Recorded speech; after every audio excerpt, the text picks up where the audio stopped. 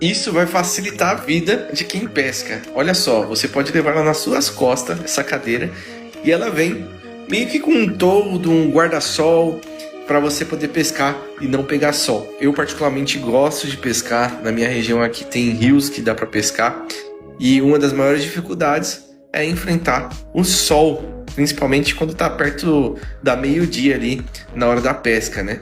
E essa invenção veio para facilitar a vida do pescador aí. O que você achou? Comenta aí e segue para mais dicas.